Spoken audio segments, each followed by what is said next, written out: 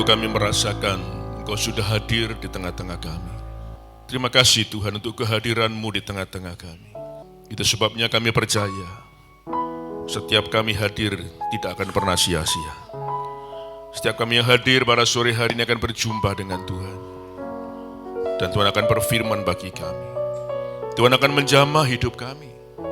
Dan kami percaya setiap kami akan pulang membawa sukacita dari Tuhan. Kami sudah memuji, memuliakan nama-Mu. Tiba waktunya bagi kami untuk mendengarkan firman-Mu. Mari Tuhan berfirmanlah bagi kami. Kami perlu firman-Mu dalam hidup ini. Karena kami percaya firman-Mu adalah sumber kekuatan dalam hidup kami. Firman-Mu adalah sumber jawaban dalam hidup kami. Urapi hamba-Mu, urapi kami semua. Supaya sungguh firman Tuhan memberkati kami. Dengan penuh sukacita kami sambut firman Tuhan di dalam nama Tuhan Yesus. Mari yang sudah siap untuk menerima dan mendengar firman Tuhan, katakan sama-sama, amin. Silakan duduk, selamat sore, shalom. Senang bisa berjumpa dengan Bapak Ibu dan saudara semuanya. Sore hari ini saya akan menyampaikan firman Tuhan yang saya beri judul Nasihat Ketika Menghadapi Masalah dan Pergumulan Hidup. Nasihat apa saja yang diberikan firman Tuhan kepada kita dikala kita diizinkan menghadapi masalah dan pergumulan hidup. Yang pertama, terimalah masalah dan pergumulan sebagai bagian dari hidup kita. Saudara-saudara, slide-nya bisa ditayangkan?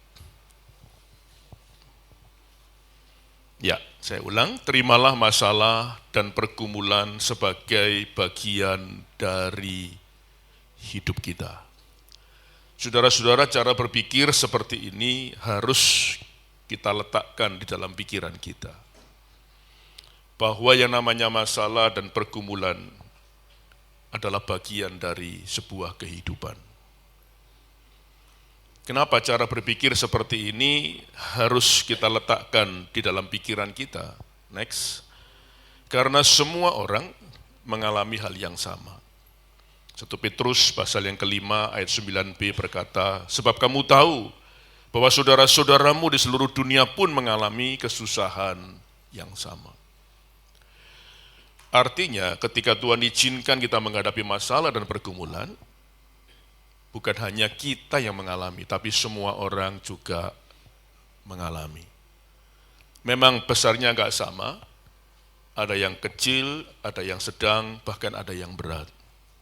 Tapi itulah yang namanya kehidupan. Semua orang juga mengalami masalah dan pergumulan. Memang masalahnya juga berbeda-beda, tapi kita percaya Tuhan pasti sanggup menolong kita semuanya. Amin. Yang berat Tuhan bisa menolong, kita yang tidak lebih berat, kita harus percaya Tuhan bisa menolong kita. Hidup ini saya umpamakan seperti satu paket. Next. Artinya Tuhan menciptakan kita semua dan melahirkan kita di dunia ini. Kita harus juga menjalani dan menghadapi apapun yang terjadi. Kita nggak bisa memilih, Tuhan yang ini aku mau karena aku mampu. Tapi yang ini jangan Tuhan, aku enggak mau karena aku tidak mampu. Masalah pergumulan bisa datang sewaktu-waktu, kita pun enggak tahu masalah apa itu. Kadang kita mengatakan, kok bisa masalah kayak gini datang dalam kehidupan saya. Saudara, apapun bisa terjadi dalam hidup ini, itulah kehidupan. Kita harus siap untuk menghadapi. Dan kita percaya di saat kita diizinkan menghadapi masalah dan pergumulan, kita enggak pernah sendirian. Tuhan selalu ada bersama-sama dengan kita. Saudara baca dalam Yohanes pasal 17 ayat 24. Itu Yesus berdoa kepada Bapanya. Saya percaya doa itu lahir dari hati yang paling dalam karena dia mengasihi murid-muridnya. Mengasihi kita semua juga. Dia berkata begini, Bapa, dimanapun mereka berada, aku mau selalu ada bersama dengan mereka. Jadi kalau hari kau mengalami masalah dan pergumulan, kau menangis seorang diri di kamarmu, sebetulnya kau gak pernah seorang diri. Yesus ada bersama denganmu di kamar itu. Ada seorang bapak mungkin mengalami masalah pekerjaan di kantornya. Dia menangis karena keadaan yang berat pekerjaannya mungkin. Engkau pun gak pernah sendirian. Yesus ada bersama denganmu di kantormu. Tepuk tangan bagi Tuhan, saudara. Dan jangan berkata bahwa ketika kita menghadapi masalah, kita yang paling berat. Ada orang yang keadaannya lebih berat. Kalau yang lebih berat Tuhan bisa menolong, kita yang tidak lebih berat Tuhan juga pasti sanggup menolong kita. Nah, cara berpikir seperti ini bila kita letakkan dalam pikiran kita, next. Kalau kita bisa menerima masalah dan pergumulan sebagai bagian dari kehidupan, maka yang keluar dari mulut kita adalah ucapan syukur. Kalau kita nggak bisa menerima setiap masalah dan pergumulan sebagai bagian dari kehidupan, yang keluar adalah sebaliknya. Kita bisa mengomel, kita bisa bersungut-sungut, kita nggak bisa menerima, bahkan marah kepada Tuhan. Saudara, reaksi kita ini tergantung ya.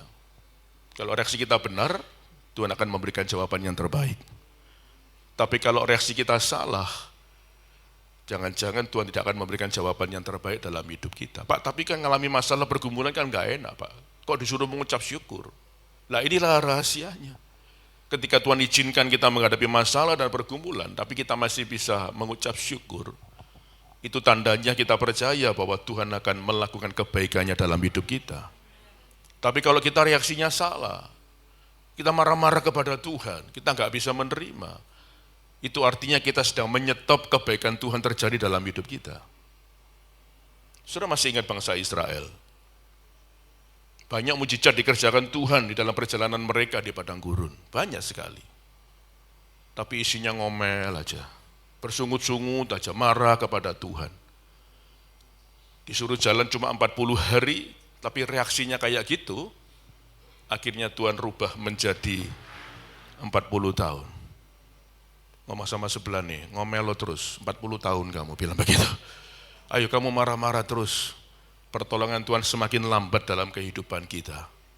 Saya percaya ketika diizinkan menghadapi masalah pergumulan, tapi reaksi bangsa Israel, dia masih bisa menerima, dia masih bisa bersyukur, tidak ada yang sulit bagi Tuhan.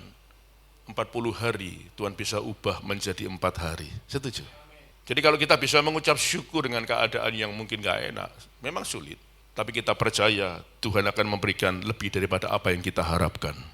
Rumah saya di Citraland, Surabaya Barat. Ketika anak saya SMP kelas 2, anak saya 2 saudara, laki-laki semua.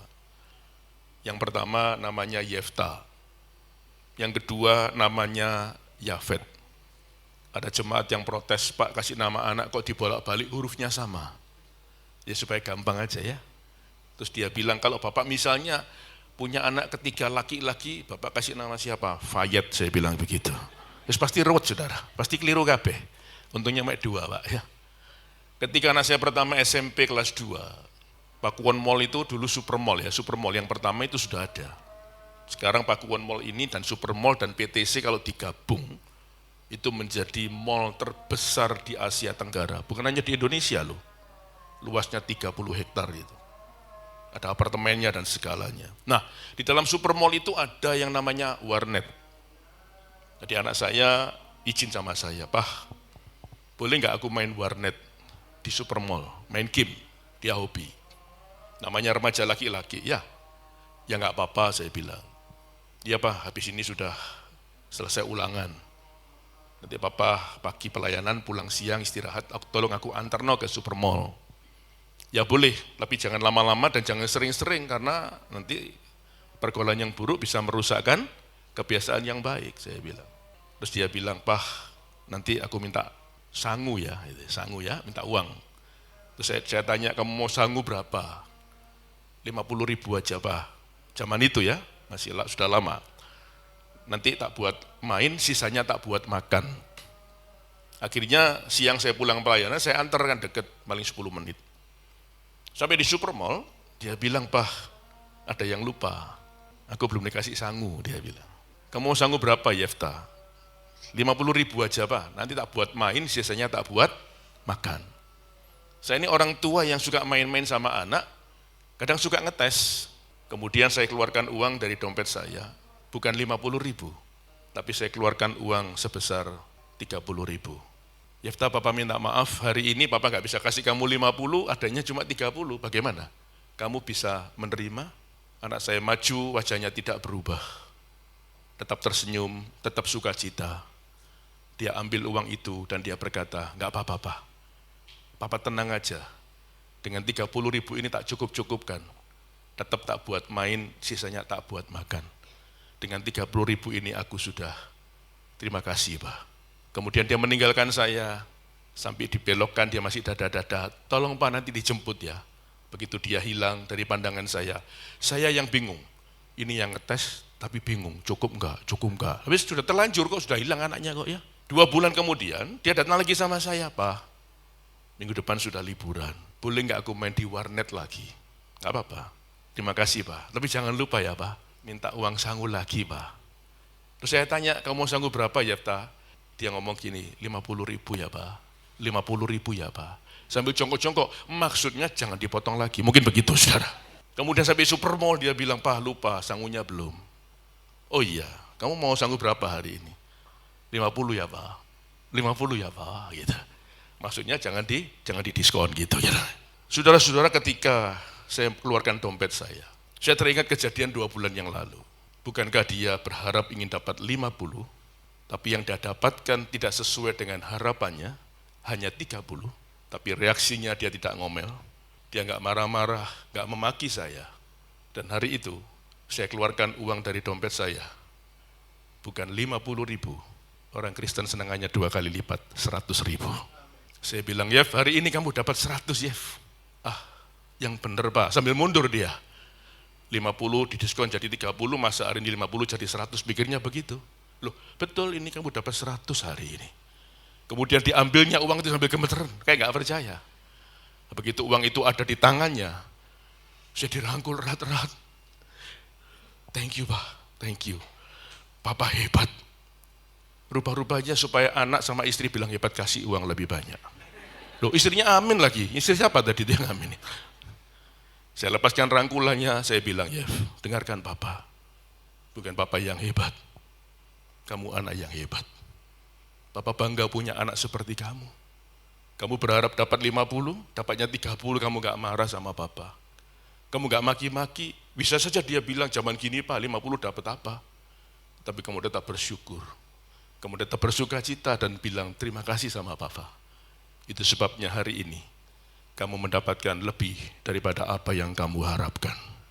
Saudara mau menerima lebih dari Tuhan? Banyaklah mengucap syukur. Jangan marah-marah dan mengomel. Tuhan pasti memberi yang terbaik dalam hidup kita. Tepuk tangan bagi dia. Ngomong sama sebelah nih, ojo ngomel ya, suaramu gak enak bilang begitu. Yang kedua, tolaklah bisikan iblis yang dapat melemahkan iman kita. Iblis menyerang iman kita terhadap janji-janji Allah dan firman-Nya. Saya percaya kita semua sudah banyak mendengar firman. Bahkan ada yang sudah hafal firman. Punya ayat emas, ayat kunci. Tapi kenapa ya ketika diizinkan menghadapi masalah dan pergumulan hidup, tiba-tiba kita bisa menjadi ragu-ragu dan bimbang terhadap janji Tuhan ya. Kita berkata, apa ya benar Tuhan bisa nolong saya ya? Apakah benar mujizat masih terjadi dalam hidup saya? Nah, ini bisikan dari mana? Itu suara keluar dari mana? Itu semua karena bisikan dari si jahat. Yang berusaha melemahkan iman kita dan menghancurkan iman kita. Saudara, kalau kita sungguh-sungguh mempercayai janji Tuhan. Siapa yang percaya dengan janji Tuhan? Kita semua ya. Ada kurang lebih 3.000 janji di dalamnya.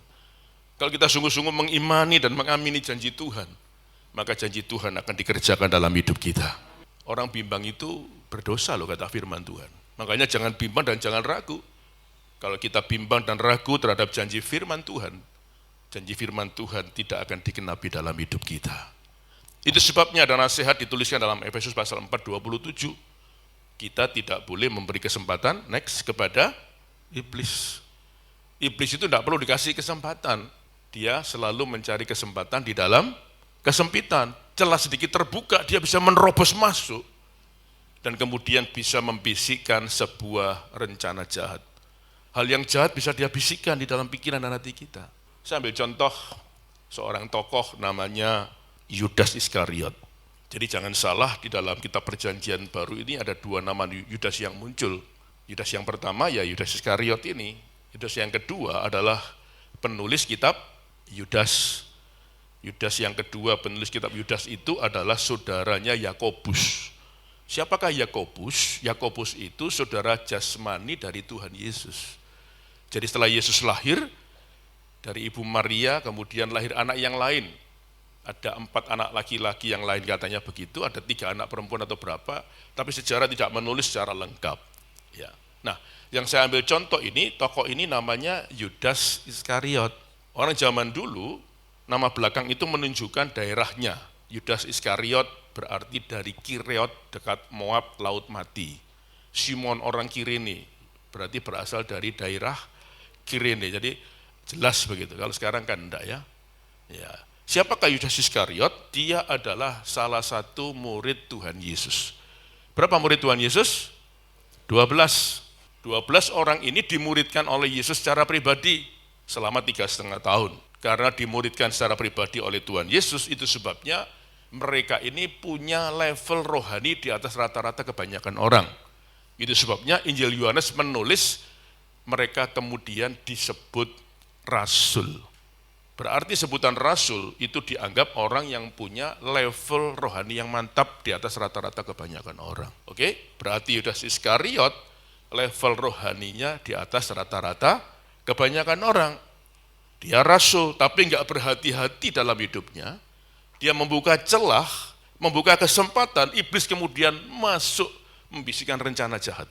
Bisikannya apa? Kamu kan butuh uang, itu kira-kira. Ya semua butuh uang ya. Uang memang bukan segala-galanya, tapi segala-galanya butuh uang, katanya begitu.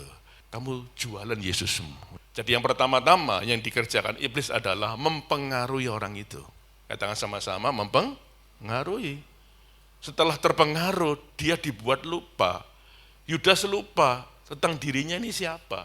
Bahwa dia murid Yesus, dia rasul dekat dengan Tuhan, lupa. Dan akhirnya dia melakukan apa saja di luar kendali dirinya, dan terus dilaksanakan, dia menjual Yesus sebesar berapa? 30 keping perak, bayangkan. Sudah dipengaruhi, dibuat lupa, sampai jual Yesus 30 keping perak. Nilainya pun ditentukan oleh setan. Saudara tahu 30 keping perak itu adalah harga jual seorang budak pada zaman itu. Jadi bayangkan harga diri, martabat, derajat Yesus diturunkan seperti budak. Jadi orang itu ya, kalau sudah dipengaruhi oleh kuasa si jahat, benar-benar bisa lupa diri. Loh kok bisa Pak, itu hamba Tuhan loh Pak, kok jadi kayak gitu? Jawabannya cuma satu, bisa.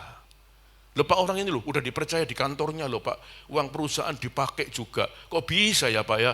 Jawabannya bisa. Itu loh Pak, bisa jatuh ke dalam dosa Pak, kok bisa ya? Jawabannya bisa.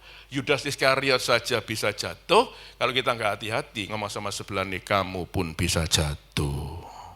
Berarti kita harus waspada dan ekstra hati-hati. Loh, suami pun loh bisa dibuat lupa kok. Bisa lupa pulang ke rumah loh. Pulang ke rumahnya orang lain. Loh, bisa nyasar, sudah bisa. Jadi bisa saja, orang bisa jatuh kalau nggak hati-hati. Karena kita bukan Superman, kita ini kan Supermi, saudara. Nah, setelah menjual Yesus, dia senang dapat 30 keping perak. Orang Chinese bilang, Kang Tao. Karena hasil penjualan Yesus. Dia pikir Yesus cuma ditangkap, dipenjara, mungkin selesai. Nggak taunya dianiaya, dicambuk 39 kali, hancur lebur, pikul salib, mahkota duri diludahi, ditarik janggutnya, dipukuli, di mahkotai duri sampai disalibkan di bukit Golgota. Melihat itu semua, kitab Matius 27 mencatat, maka menyesalah Yudas. Sayangnya penyesalan itu selalu di akhir sebuah kisah, di akhir sebuah perbuatan. Nggak ada orang mau berbuat, tak nyesel dulu terus berbuat, nggak ada. Makanya sebelum berbuat, pikir baik-baik supaya tidak terjadi penyesalan. Nasi sudah jadi bubur, terlambat, Yesusnya sudah disiksa sampai disalibkan di bukit Golgota. Dia menyesal, kata Alkitab, uang 30 keping perak dibawa lari, masuk ke bait suci, semacam gereja. Ketemu penatua sidang dan berkata, penatua, aku mau persembahkan uang 30 keping perak ini. Tapi aku mau cerita, 30 keping perak ini adalah hasil penjualan Yesus. Oh, nggak mau kita, itu kan uang darah. Karena ditolak, Dia sedih, kata Alkitab, keluar dari bait suci, uang itu dilempar sama dia, diambur-amburkan, dan tidak lama ditemukan dia mati gantung diri. Oleh Tuhan talinya dibuat tidak kuat, putuslah tali itu. Yudas itu jatuh dengan posisi tengkurap, dia jatuh, perutnya ini menghantam sebuah batu besar. Roma pasal 1 menulis dengan jelas, kemudian perutnya menggelembung, pecah, dan tanah itu kemudian disebut Hakaldama, artinya tanah darah juga. Kenapa disebut tanah darah? Karena ternyata Yudas jatuh di atas tanahnya sendiri. Dan Alkitab menulis, tanah itu pun hasil dari kejahatan Yudas. Yudas itu sebetulnya dipercaya juga dalam kelompok rasul.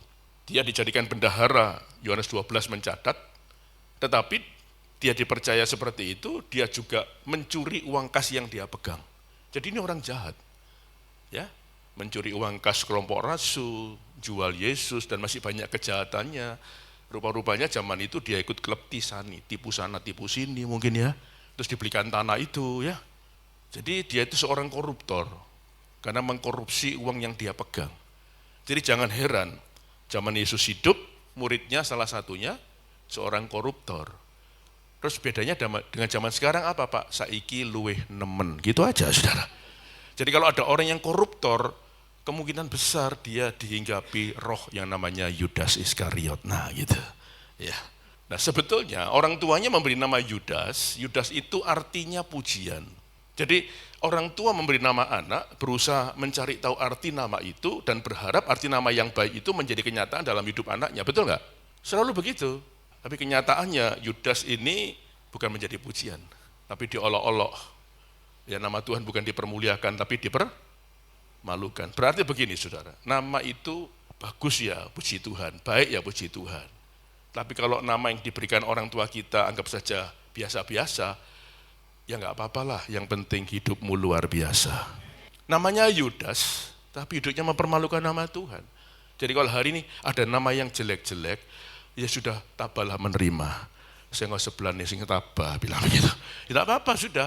Hidup namamu gak bagus, yang penting hidupmu bagus dan menyenangkan hati Tuhan. Nama diambil dari Alkitab, tapi hidupnya gak bagus, terus buat apa? Jadi nama itu penting juga tidak terlalu penting. Saya tinggal di Jerahan Surabaya Barat ini tahun ini sudah ke-29 tahun. Jadi RT seumur hidup. Sudah ada penduduknya dulu. Saya orang pertama yang masuk di kawasan saya.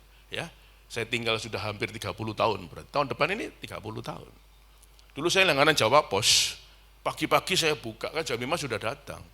Kaget saya, ditulis begini, Yohanes ya, pertama Yohanes yang kena, Yohanes ketangkap di kawasan International Village karena pengedar sabu-sabu. Kaget saya. Maaf loh kalau ada namanya kebetulan Yohanes ya. Wah murid Yesus ini yang dikasih ketangkap sabu-sabu saudara. Besoknya saya buka lagi, Timotius juga ketangkap di rumah yang sama. Wih saya khawatir, jangan-jangan Matius, Markus, Lukas ketangkap semua nanti ini. Lihat, namanya bagus, tapi hidupnya tidak memuliakan nama Tuhan. Saudara, kita perlu berhati-hati, apalagi di zaman ini, zaman yang sulit.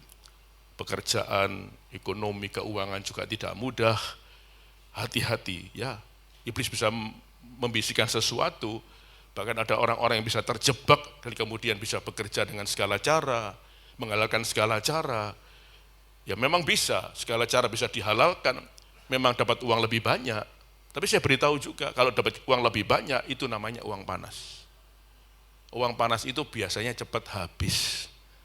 Tapi sekalipun hasil kita nggak seberapa, tapi jalannya benar, Tuhan pasti memberkati dan dibuat cukup oleh Tuhan. Tepuk tangan dulu dong. Jadi hati-hati ya, jangan-jangan nanti ada bisikan-bisikan yang bisa menghancurkan kehidupan kita seperti Yudas. Saudara-saudara, masih ingatkah Yesus membuat mujizat memberi makan 5.000 orang laki-laki? Hari itu Yesus memerintahkan muridnya supaya mencari sesuatu, memberi makan kepada orang yang datang pada hari itu. Wah, akhirnya para murid mencari, mendapatkan 5 roti dan 2 ikan. Loh kan sedikit hasilnya. Tapi sebelum dibagi, sama Yesus diberkati dulu. Dan saudara tahu, ketika diberkati, dibagikan, Alkitab mencatat begini, cukup untuk memberi makan, dan turut makan itu adalah 5.000 orang laki-laki. Pertanyaannya, kenapa perempuan tidak boleh makan? Perempuan tidak boleh makan karena perempuan bungkus sisanya, saudara. Sisanya berapa? 12 bakul. Kalau ada pesta, yang suka membungkusin siapa? Jangan oleh sebelah, oleh saya aja ya. Yang suka membungkusin siapa? Para perempuan. Ya, nah Bapak itu talenta khusus katanya begitu. Kadang-kadang belum mulai Pak, udah dibungkus Pak. Ini tidak boleh, sudah. Tunggu selesai, kalau sisa baru dibungkus. Loh, saya nih loh, panitia 17 Agustusan di kawasan. Tak kelompokkan 3 RT, wis gabungan aja di lapangan besar begitu. Loh, ini belum mulai loh. Ya, acara sambutan doa kaki sudah maju pelan-pelan. Amin, rantang keluar, plastik keluar, kresek dibungkus. Stop, saya bilang enggak boleh. Selesai acara baru boleh dibungkus. Tapi yang maju itu ya perempuan semua memang, saudara. Maaf. Di sini enggak ada, di kawasan saya, saudara. Iya. Lihat, sisanya berapa tadi? 12. Apa artinya 12 bakul? Murid Yesus berapa? 12. Jadi Yesus ingin menunjukkan kepada kita semua bahwa dia sanggup memberkati kehidupan kita. Dari 5 roti 2 ikan, 5.000 orang laki-laki bisa makan. Yesus berkata begini, sekarang para rasul boleh bawa pulang 1 orang, 1 bakul. Jadi percaya Tuhan sanggup memberkati orang yang percaya kepadanya. Berikan kemuliaan bagi Tuhan. Yang ketiga sekarang, hadapilah masalah dan pergumulan hidup dengan berdoa. Pak, kalau saya mengalami masalah, pergumulan, saya cari teman saya Pak. Kalau dijak ngomong, jak sharing enak Pak. Siapa tahu dapat saran, didoakan Pak. Cari hamba Tuhan Pak, cari pendeta saya, gembala saya, ketua komsel saya, enggak apa-apa saudara. Kita mau cari siapa saja, mau cerita, mau minta saran, mau minta didoakan, silahkan.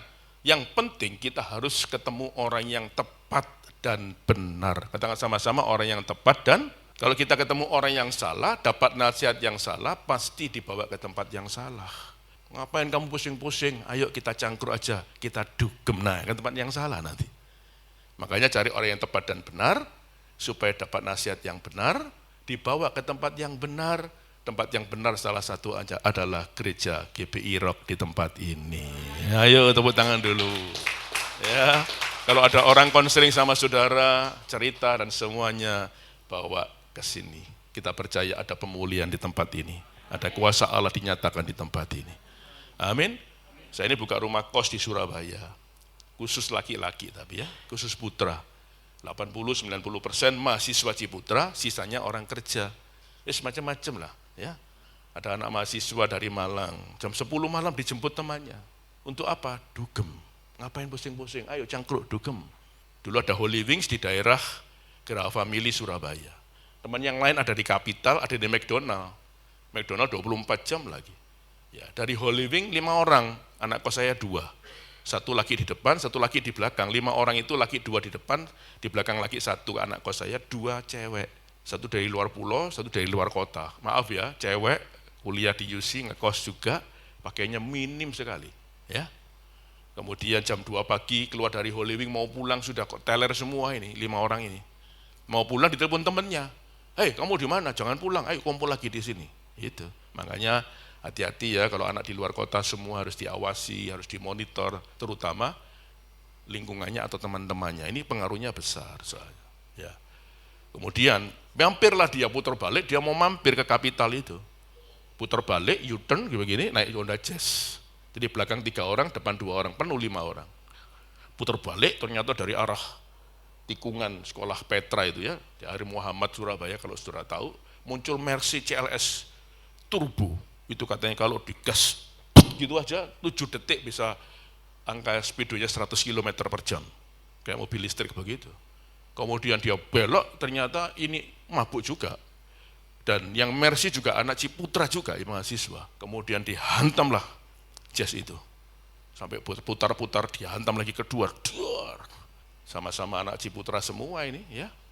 Dan ternyata yang di CLS, di mobil CLS Mercy ini juga mabuk dari tempat lain. Anak kos saya di belakang laki, kepalanya patah sampai keluar dari kaca belakang. Berdarah-darah dan pecah di sini. 2 cewek di belakang, yang satu tangan ke kaki semua patah, yang satu lehernya patah. Harus dioperasi sampai dibawa ke Singapura, maaf hari ini dalam kondisi lumpuh karena patah. Yang 2 di depan, bersyukur masih pakai seatbelt, makanya penting pakai seatbelt, jangan lupa. 2 minggu itu biru semua, ngecap Ya, yang cerita sama saya anak kos saya yang di depan ini, di sebelah, dia nggak nyetir 2 minggu, jadi tunjukkan saya biru semua. Yes, urusan semuanya, akhirnya orang tuanya datang, saya tunggu di rumah sakit, ya, kemudian dibawa ke Malang dan dimakamkan di sana. Dan beberapa bulan yang lalu ada manajer yang kos di tempat saya, punya posisi yang cukup tinggi di sebuah perusahaan besar, ya, nggak tahu kelihatannya lagi ada masalah, ya. Pulang kerja mobilnya ditaruh, dia mandi-mandi, dia makan, kemudian dia pergi naik Grab, jam 2 pagi meninggal di tempat dugem. Urusan polisi lagi, datang polisi ke tempat saya. Nah, saudara, kita perlu berhati-hati ya. Kadang-kadang kalau ada masalah pergumulan, jangan sampai ketemu orang yang salah. Nanti bisa dikasih nasihat yang salah, dibawa ke tempat yang salah. Jadi saya berdoa untuk saudara semuanya, ketemulah orang yang tepat dan benar. Tetapi yang paling penting, ketika kita menghadapi masalah dan pergumulan, kita harus berdoa. Katakan sama-sama, berdatang di kaki Tuhan. Berdoa dan berserulah kepada Tuhan, karena kita percaya Tuhanlah sebenarnya sumber pertolongan dalam hidup kita. Lihat Musa ini, pengalaman Musa, berjalan di padang gurun Syur, 3 hari tidak mendapatkan air. Memimpin hampir kurang lebih 2 juta orang, katakanlah begitu. Barisan depan lihat air, didatangi nggak ada, namanya Fata Morgana. Sampai akhirnya barisan depan melihat, ada air beneran ini. Nggak kayak sebelumnya, mereka berlomba-lomba mendekatinya, terutama mereka mau minum. Karena 3 hari nggak dapat air. Begitu mereka meminumnya, air itu pahit rasanya. Air memang tidak ada rasanya, memang tidak berwarna, tapi kalau diminum pahit, pasti nggak bisa diminum. Marahlah bangsa Israel ini memaki-maki Musa, protes kepada Musa, membandingkan kehidupan di Mesir dan segalanya. Ya, kita anggap saja, kita posisikan Musa dalam mengalami masalah, dalam kondisi mengalami masalah, dimarahi 2 juta orang. Nah, kita belajar pada hari ini, ketika Musa mengalami keadaan seperti itu, Musa nggak ikut marah-marah kok, tapi dia datang kepada Tuhan. Keluaran 15 mencatat, Musa berseru-seru kepada Tuhan. Saudara, kalau kita mengalami masalah dan pergumulan, jalan yang terbaik adalah berseru-seru kepada Tuhan. Berdoa, berteriak kepada Tuhan, ceritakan semuanya. Musa berseru-seru kepada Tuhan dan Tuhan memberi petunjuk. Jadi saya percaya, dikala kita berdoa dan berseru kepada Tuhan, Tuhan bisa memberi petunjuk kepada kita. Dan petunjuknya akan membuat kita menemukan jalan keluar yang terbaik. Petunjuknya sederhana. Tuhan berkata begini, Musa, kamu tenang ya. Nggak usah kalut, nggak usah marah-marah. Kamu lihat di sebelah sana Musa, ada sepotong kayu. Kamu ambil kayu itu Musa, lemparkan ke mata air yang pahit, percaya, aku menyertai dengan kuasaku. Ketika kayu itu masuk di dalamnya, air yang pahit akan berubah menjadi manis rasanya. Dan benar, kemudian Musa mengambil kayu itu, dilemparkannya, dan air yang pahit berubah menjadi manis rasanya. Ini bukan kayu manis yang kita bisa beli di toko obat Tionghoa. Kita bawa pulang, kasih air panas, air kita berubah menjadi manis rasanya. Oh, bukan, saudara. Ini hanya sepotong kayu biasa. Sekarang saya tanya, kalau nggak ada kayu, cuman ada batu, atau ada daun, atau ada kertas, kira-kira Tuhan bisa pakai nggak mengubah air yang pahit menjadi manis rasanya? Karena bagi Tuhan tidak ada yang mustahil. Apa artinya, Pak? Artinya adalah ketika kita membutuhkan pertolongan, ketika kita membutuhkan jalan keluar terhadap masalah dan pergumulan kita, Tuhan bisa memakai segala cara untuk menolong kita sampai kita menemukan jalan keluar yang terbaik. Tepuk tangan dulu bagi Tuhan. Dia punya 1001 macam cara untuk menolong kita sampai kita menemukan jalan keluar yang terbaik. Dengan kita berdoa, kita menghampiri Allah. Catat baik-baik. Waktu kita berdoa, next, kita masuk dalam hadirat Tuhan. Tidak hanya kita masuk dalam hadirat Tuhan, tetapi kita sedang bekerja sama dengan Allah yang luar biasa itu. Jadi makanya kita nggak usah takut menghadapi hidup ini. Percaya kalau dulu Dia pernah menolong kita, hari ini Tuhan yang sama juga sanggup menolong kita. Pak, masalahnya saya sudah lama Pak, belum selesai. Dengarkan saya, gunung ada puncaknya, laut ada dalamnya. Setiap masalah bersama dengan Tuhan, pasti ada jalan keluarnya. Waktu Tuhan bukan waktu kita, tapi bila waktu Tuhan sudah tiba, yang terbaik kita terima. Yang keempat, ada berapa poin Pak malam ini? 40. Oh enggak, saudara. Yang keempat, kenakan perisai kesabaran. Ini nasihat yang baik ya. dalam menghadapi masalah dan pergumulan hidup. Next, hadapilah masalah dan pergumulan hidup dengan apa? Sabar dan dengan hati yang kuat. Ada orang yang menghadapi masalah nggak sabar. Kok nggak dijawab-jawab ya Pak ya? Kok nggak ada jawaban, nggak ada jalan keluar ya Pak? Terus karena nggak sabar, dia mau cari cara yang cepat, datanglah mereka ke dukun misalnya. Maaf ya, ke orang pinter lah, nggak tahu saya apa namanya ya. Apakah mereka bisa menolong? Oh bisa. Tadi saya ke rumah Pak Paulus dengan Bu Ervina cerita, ya bisa saja. Hal seperti itu menolong kita, tapi jangan dilakukan.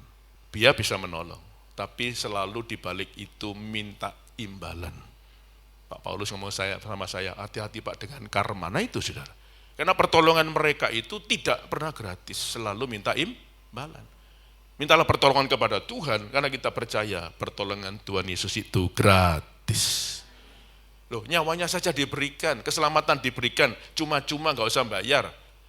Masa untuk perkara yang lain dia gak mau tolong kita, kata kitab Roma, pastilah dia memperhatikan kita semua. Next, masalah dan pergumulan dapat dipakai untuk menjadi alat bagi pekerjaan dan kemuliaan Allah. Saya ulang ya, kata-katanya dicamkan baik-baik ya. Masalah dan pergumulan dapat dipakai menjadi alat bagi pekerjaan dan kemuliaan Allah. Jadi begini, kalau Tuhan izinkan kita menghadapi masalah, pergumulan dan kesulitan, atau mungkin sakit penyakit lah apa namanya, pokoknya yang gak enak aja lah. Kita nggak boleh berkecil hati dulu, nggak boleh putus asa, nggak boleh nangis terus. Kenapa? Jangan-jangan Tuhan izinkan itu terjadi dalam hidup seseorang, Tuhan izinkan terjadi dalam hidup kita, ternyata Tuhan ingin persiapkan kita supaya punya pengalaman dalam hal itu. Memang nggak enak kadang ya. Dan dengan pengalaman itu, kita mau dipakai Tuhan untuk menjadi alat bagi pekerjaan dan kemuliaan Allah. Dengan pengalaman yang kita lakukan, yang kita alami, kita bisa menolong orang lain yang mengalami masalah yang sama seperti kita. Dan saat itulah nama Tuhan dipermuliakan. Desember 2001 masih COVID Delta. Zaman itu banyak orang naik sepeda termasuk saya. Kita punya kelompok suka bersepeda. Wah jauh-jauh juga karena ya memang waktu banyak, gereja tutup ya. Kos-kosan saya anak-anaknya pulang semua, sampai torok-torok saya. Ya semua ngalamin lah, nggak apa-apa ya.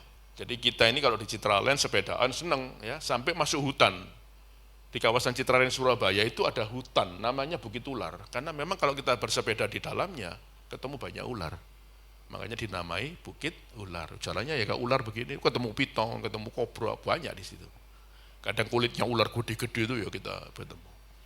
Nah suatu hari saya bersepeda, ternyata yang keluar nggak banyak, cuma berdua saya sama teman saya. Nah saya bawa anak saya kecil, sama tas kecil di depan. Tas kecil ini saya kasih handphone sama uang 100.000 untuk sarapan dan kopi kalau pagi.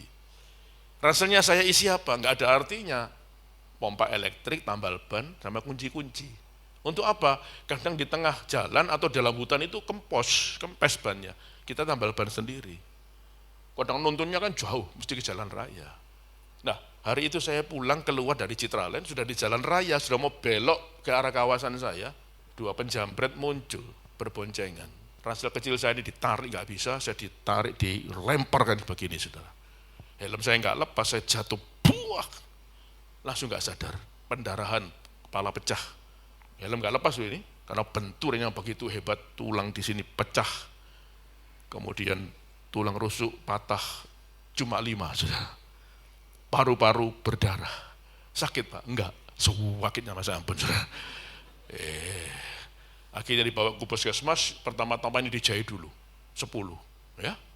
Kemudian karena nggak bisa handle, karena saya pingsan, dokter sudah tahu ada pendarahan di dalam, betul ada pendarahan 7 mili masuk di dekat otak, makanya saya pingsan. Dirujuk ke rumah sakit besar, National Hospital. Kemudian dokter bangunin saya, ayo nggak boleh pingsan, bangun. Masukkan foto, terserah lah dalam hati saya, pingsan lagi, nggak boleh pingsan, bangunin lagi, pingsan lagi. Di foto, dibisikin, foto sudah jadi Pak, Bapak harus bedah torak kepala, karena pendarahan di kepala, dekat otak, makanya pingsan. Harus dibuka dada Pak, karena tulang rusuk patah 5 dan paru-paru berdarah. Karena benturan tulang rusuk ini. Saya cuma bilang gini, jangan dulu, semaput lagi saya. Bangunin lagi, Pak bahaya, bisa nggak tertolong karena paru-paru berdarah, Bapak sesak enggak, semaput lagi. Pokoknya sepanjang malam itu kondisi begitu, tapi saya tetap nggak mau. Begitu saya bangun, saya sadar, saya bilang, Tuhan tolonglah saya, semaput lagi. Minta belas kasihan-Mu Tuhan, pasti ada mujizat. Semaput lagi saya, sampai pagi. Pagi bangun, saya lumayan seger, tapi gak ingat apa-apa, lupa. Kejadian lupa, memori ini rasanya hilang, tapi seneng ya, lupa utang. Lupa. Ini sing bahaya. Ya, kemudian pagi dokternya datang lagi, suster gimana Pak, harus dioperasi segera. Jangan dulu, saya pilih pulang dulu. Wih, saya nekat saudara ya. Akhirnya saya pulang seminggu kemudian, singkat cerita, saya operasi pasang pen dulu, karena ini pecah. Jadi pecahnya belok begini, takut joblos keluar. Akhirnya dipasang pen 8, dan selesai. Mengenai kepala sama dada, saya nggak mau buka, saya berdoa terus, ya. Sebetulnya saya jengkel dengan kejadian itu. Kenapa harus ngalami, betul nggak? Kenapa, mengapa Tuhan, ya. Saya nggak apa-apa dan semuanya. Sampai dipanggil oleh pihak Citraland, dipanggil polisi, karena ada CCTV yang bisa nangkep gambar kejadian hari itu. Kelihatan penjahatnya 2, plat nomor nggak ada. Lihat wajahnya gini, mangkel lagi. Ya. Tapi saya kemudian masuk rumah sakit lagi, difoto lagi, dan dinyatakan sembuh saudara. Puji Tuhan, tepuk tangan bagi Tuhan. Jadi nggak perlu buka kepala, nggak perlu buka torak dada. Dan begitu dinyatakan sembuh, semuanya sudah oke, 5 tulang rusuk ini menyambung dengan sempurna, padahal bolong-bolong, kropos, protol, tapi bisa nyambung dan bertumbuh dengan baik. Setelah itu saya bisa berkata, Tuhan itu ada, dan Dia pasti bisa buat mujizat dalam kehidupan kita. Amin. Jadi akhirnya menjadi kesaksian bagi banyak orang. Saya bisa menolong orang-orang yang lagi susah, yang lagi menderita, bahwa Tuhan itu ada dan bisa menolong kita semuanya. Jadi kalau saudara mengalami masalah pergumulan, jangan Tuhan izinkan supaya kita bisa menolong orang lain. Tim besuk, kalau bisa besuk di rumah sakit, saya sering menasihati, cari tahu orang ini sakit apa. Oh, sakit diabetes berat Pak misalnya. Tim besuk yang berangkat harus yang pernah sakit diabetes. Kalau nggak ada yang sakit diabetes, datang rame-rame, kemudian ngomongnya gini, sudahlah ya yang kuat, ya sudahlah yang sabar, banyak berdoa, percaya ada mujizat. Nanti yang digitukan terus-menerus akan berkata begini, kamu ngomong nggak pernah ngalami. Nah ini gitu. Tapi kalau yang datang ini pernah ngalami, orang itu diberi nasihat, dikuatkan, pasti mendengar dengan baik. Karena orang yang memberi nasihat, dia juga pernah mengalami. Jadi saudara yang punya pengalaman bisa dipakai untuk menjadi alat bagi kemuliaan Tuhan. Yang terakhir sekarang, yang kelima. Biasanya kalau pembicara bilang, ini yang terakhir, pasti ada kelegaan di dalam jiwanya. Kan sudah mau selesai. Yang kelima, gunakan perisai iman dalam segala keadaan. Ada ayatnya apa? Ada, Efesus 6:16. Dalam segala apa? Keadaan, pergunakanlah perisai iman. Sebab dengan perisai iman itu, kamu akan dapat memadamkan atau mengalahkan semua panah api si jahat. Dengan apa kita bisa mengalahkan si jahat? Dengan iman. Kalau kita punya iman yang kuat, iman yang timbul terus-menerus, iman yang muncul terus-menerus, namanya masalah pergumulan bisa sewaktu-waktu datang, tapi karena iman kita kuat, kita percaya kita nggak mudah dikalahkan, tapi keluar sebagai pemenang. Ada jemaat datang sama saya, Pak, saya ini gampang dikalahkan, Pak, gampang jatuh. Saya nggak kuat, Pak, kenapa ya? Saya tanya, imanmu ada di mana? Iman itu harus timbul dan muncul terus-menerus. Saya nggak tahu, Pak, iman saya kadang di atas memang, kadang di bawah, kadang di samping, kadang di belakang. Loh, kalau imannya kayak gini, ya masalah pergumulan begitu datang kita nggak akan tahan, kita akan jatuh, saudara. Hari ini kita harus punya iman yang terus muncul dan timbul. Saya percaya bila masalah pergumulan datang, kita nggak mudah dikalahkan. Nah pertanyaannya, bagaimana Pak iman saya supaya terus timbul dan muncul? Ini jawabannya, Roma 10:17, jadi iman timbul dari pendengaran, dan pendengaran oleh firman Kristus. Kalau mau supaya iman kita terus timbul dan muncul, kita harus banyak membaca firman, mendengar firman, dan merenungkan firman. Saya nggak sebelah nih, bukan lihat TikTok terus bilang begitu, bukan drakor dan bukan Netflix ya. Kalau kita terus mengisi hidup ini dengan hal seperti itu, iman kita nggak akan pernah bertumbuh dan kuat. Jadi banyaklah membaca firman, mendengar dan merenungkan firman. Tambah-tambah waktu untuk membaca, mendengar dan merenungkan firman. Saya berani jamin iman kita akan menjadi iman yang kuat dan iman yang bertumbuh. Amin. Kalau saudara lihat kata timbul, saudara ingat apa? pelawak Sri Mulat namanya Timbul itu ya, tapi sudah mati. Nah, saya akhiri, saya terangkan tentang kata timbul ya. Ada sebuah bola dipompa, diisi angin sampai keras, kemudian bola itu dilempar ke air. Bola itu pasti mengapung atau mengambang. Coba kasih tekanan, coba usahakan tenggelamkan bola itu. Nggak gampang, sulit. Kasih tekanan lebih berat juga tetap nggak gampang. Mungkin tenggelam sedikit, begitu belaset, bola itu keluar lagi dari air dan timbul di atas permukaan air. Coba bola yang sama kita kempeskan, kita keluarkan anginnya sampai kempes. Kemudian kita lempar ke air, dia tetap mengapung dan mengambang. Coba kasih tekanan, gak usah berat-berat, tekanan yang tidak berat saja. Begitu kita tekan, bola itu pasti tenggelam. Hidup ini kalau nggak ada isinya, tekanan sekecil apapun bisa menenggelamkan kehidupan kita. Tapi kalau hidup ini ada isinya, tekanan seberat apapun tidak mampu menenggelamkan hidup kita. Itu sebabnya isi hidupmu dengan firman. Masalah pergumulan apapun tetap kita akan keluar sebagai pemenang dalam hidup.